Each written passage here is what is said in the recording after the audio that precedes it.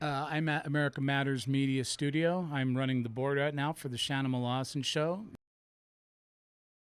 I ended up getting this job because I walked in here to play for Shanimal with my band Whitewater, and just ended up with a friendship and began running the board as a board op engineer. And I'm the junior engineer. Yeah. I've been running the shows here, some of the shows, for about 2.5 years. Yeah, my background is in music. I've been playing in a band out since I was 15. I have over 120 originals under my belt, and I've played all my life as well as work. So my life is very full. Oh, being a musician my entire life has been a blast. I've met so many people from so many different walks of life, and I've just enjoyed every moment of it. Yeah, the toughest times of being a musician, I think, are the money, definitely, not having money. There were times when I needed gigs. You know, those were tough times. We all lived together in one place for a while, but we got through it. My family, how is it with my family life? My family life is incredible. Got two beautiful boys at home. Well, actually, one's at home, 27. One's living on his own. He's 23. I've got a couple of wonderful dogs that fight all day long and a beautiful wife. My wife's name is Julie Shaddix. We've been together 28 years, 29 come June. My thoughts on podcasting is I think podcasting has been the way of the future, but is even more so going to be the way of the future. I enjoy the podcasts I watch.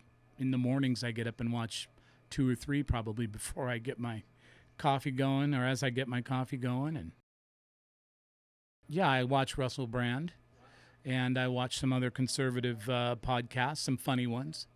Crowder shows, some Nick Fuentes. The advantage of doing more podcasting or becoming a podcaster is just the fact that it's really filling the landscape. It's filling up what used to be television and what used to be radio. Those things are gone out the window, basically. Now we're here. We've had a little challenge here at the studio getting some podcasts in place. Going to get us through this little bump and make this happen. So my goal right now, and in fact the goal of a few of us here at the station, is to get the ownership to approve the podcasting and begin down that road and do something completely different. And the amazing thing now is that we have went through the board, and it looks like we're going to get this whole thing approved. And I just think this will further us along our road to the podcasting arena. And also the principal owner, I believe, has approved of that. Let me see. I believe the principal owner has approved it. It's okay, here we go. The principal owner seems to have approved it. So I think we're good to go. Well, we're very excited that we've got approval, and the big challenge for me is all these lights around me and the cameras and making all that happen. And of course, we have to run a different style board to podcast, and we're going to be learning. Big learning curve.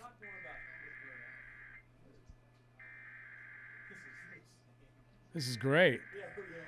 Part of live radio. Wow. So I guess my lessons learned here is that it's not that easy to do, but if you're in with the right people who are willing to get together to do it, then I think you can make it work out. There is a long road. Depends on your knowledge of the equipment and what you're doing. Shanimal and I work very well as a team together because I'm not the radio guy. And I'm the board op, and that's what I've always done all my life, is work in a band and work a board. This guy Shanimal is fantastic on his show. What would make a podcast fail?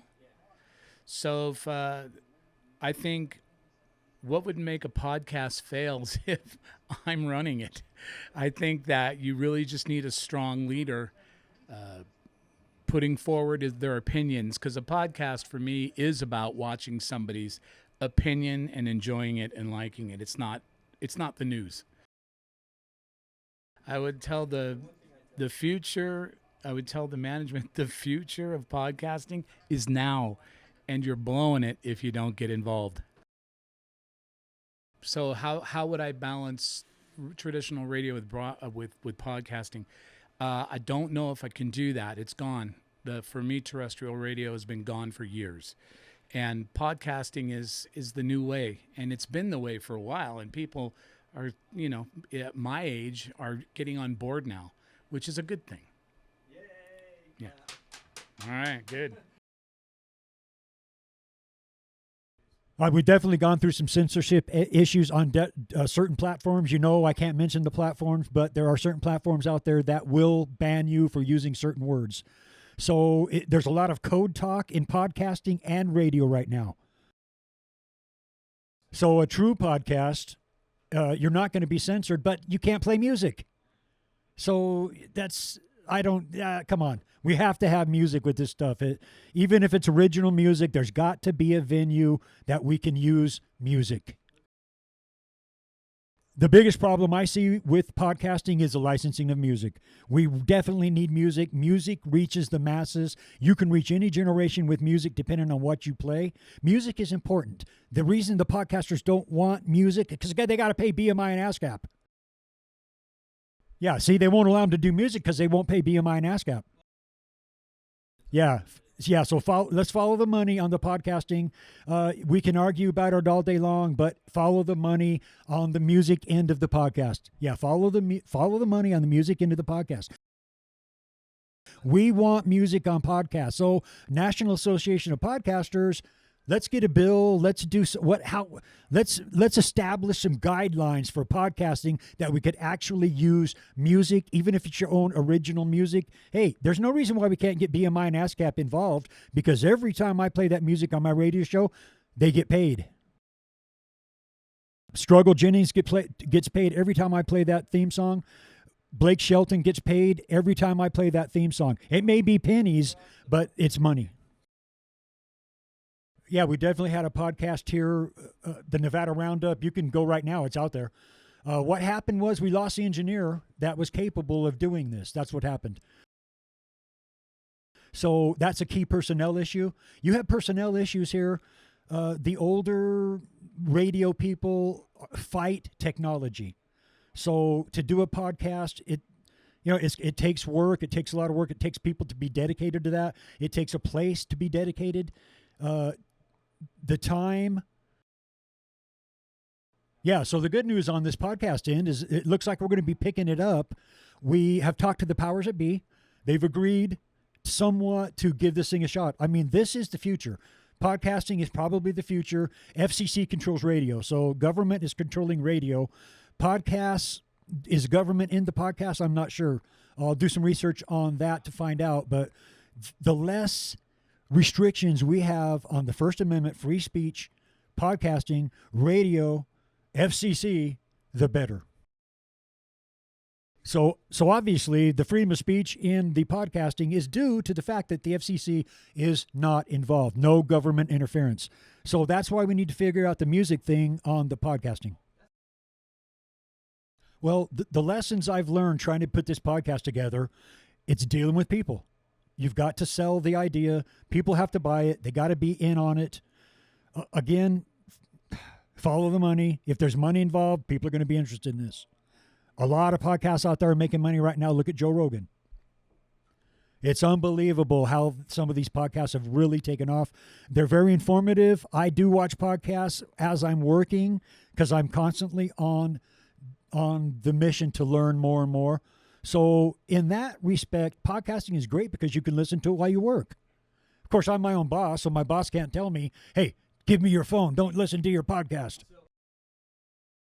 And lessons learned, convincing management, coming up with the money, financing, the whole deal. If we can show that it's a money-making venture, then we can actually sell it, start podcasting, have a podcast studio built right here. We've already talked about that. There's room here to have a podcast studio. And we can repurpose parts of the studio. Yeah, we could have a podcast booth. There's no doubt about it. We could even have a couple of them. So the equipment is the new technology is unbelievable. There's people right now. I learned this pretty much hands on. I didn't go to school to learn this, but I've been a musician for 35 years. That's why I know all the boards, all the technical stuff, how to set all this stuff up. So now it's so simple that just about it's idiot proof. Let me put it that way. I mean, you can get a board right now, do a podcast out of your car. That's what we're talking about. The other thing we were talking about is the quality of the podcast. There's a lot of rough sound out there. I do watch them because I learn from them. But if you could put a quality podcast together, that's when it can be successful and be lucrative, rather lucrative. So the other lesson learned is it's not that expensive. I mean, for $2,000, you could start a whole podcast studio, couple grand. I mean, that's a couple cups of coffee nowadays. So actually, between $1,000 and $2,000, and even on the lower end, you could even do a lower end podcast like that. I've seen people doing it off their phones, but to do a quality, comparable, lucrative podcast, get the new technology. It's simple to do. You can hook it up in 5 minutes, and you're on the road. And lessons learned. There's also a learning curve on this, and I'm going to say it's not the filming, not the talking, not the actual podcast. It's editing. It's getting it on the platform. It's cutting out stuff that can't be in there, distractions. That's going to be your main learning curve right there. As far as equipment goes and talking, doing the podcast, it's rather simple. So the editing, that's what's going to take the time. Depending on how intricate you want your podcast, you could go live, you can edit it. You could take 24 hours to edit a 5-minute podcast. So that's one of the lessons learned. So there's a little learning curve on the RSS feed.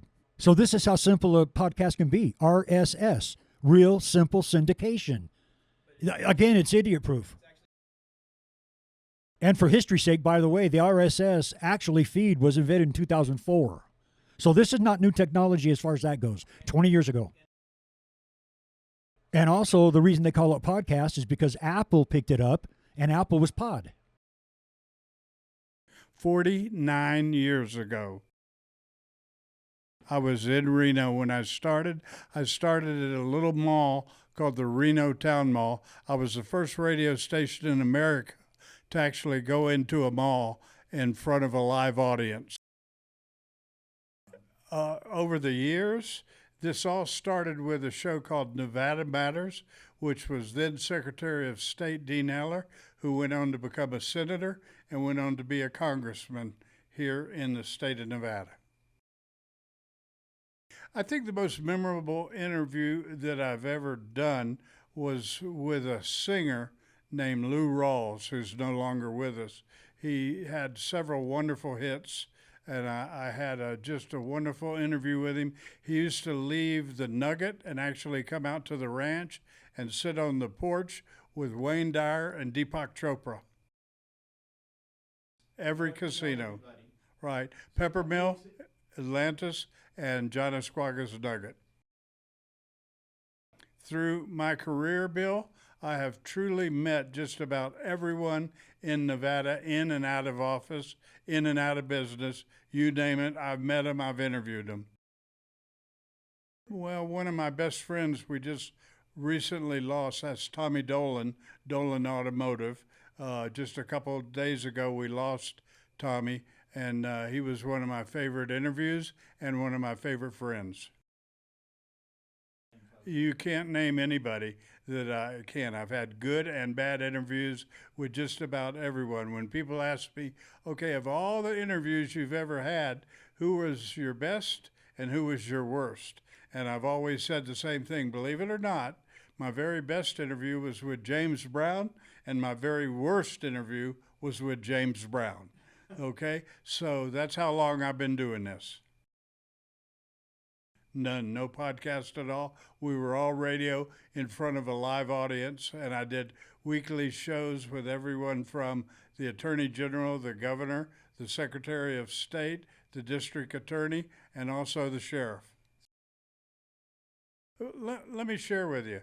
I can't believe all the changes that have taken place in my lifetime when it comes to technology and the advances that have taken place. You know, when we first started, we were just on a little radio AM station, and now we're on several radio stations and 3 television stations all at the same time every day, Monday through Friday.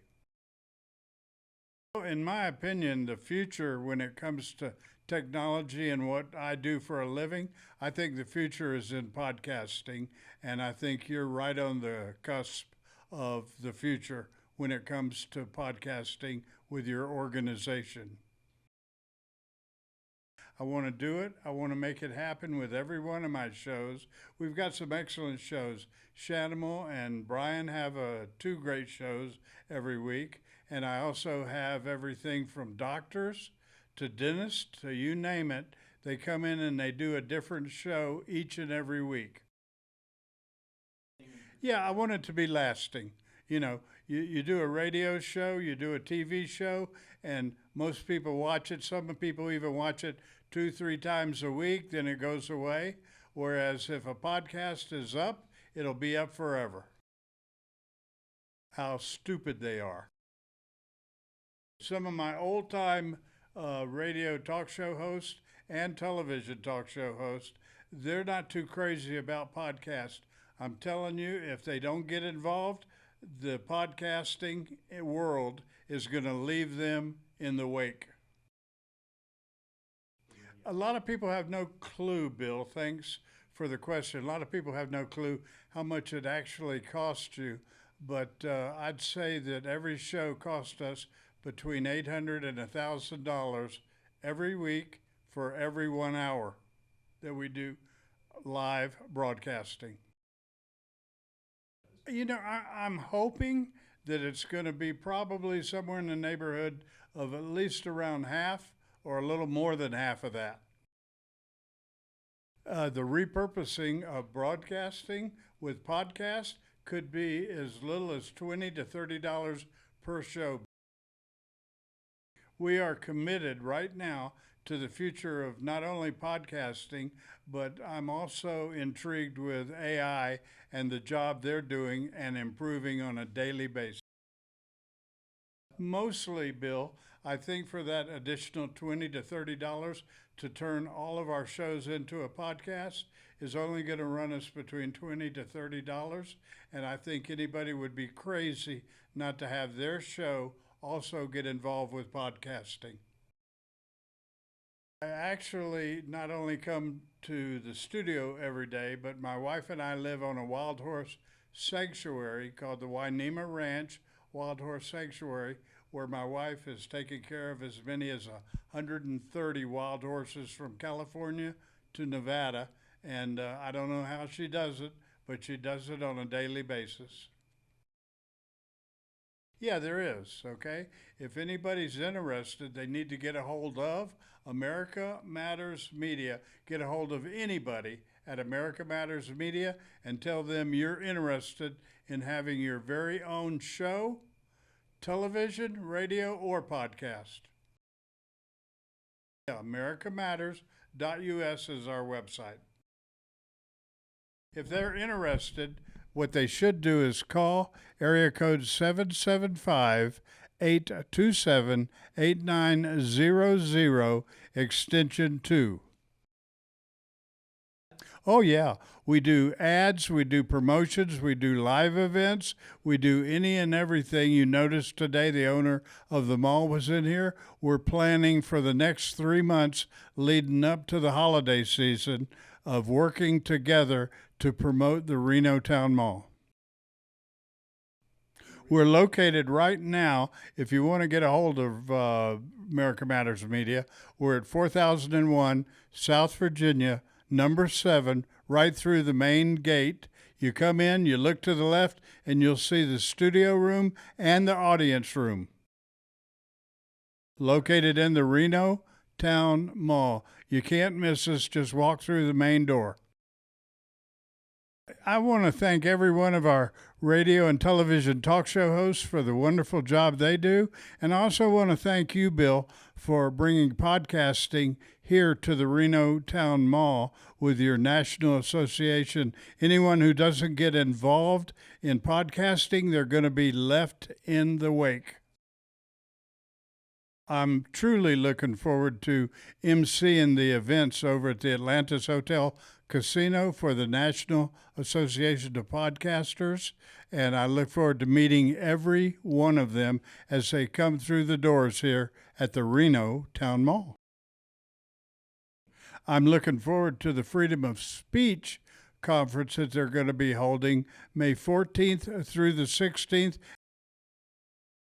When they do come in and learn from you about podcasting, they also will learn from myself and other people who've been with me for some 20 plus years when it comes to radio and television. We want to make sure they're covered in every form of media that they want to get involved in.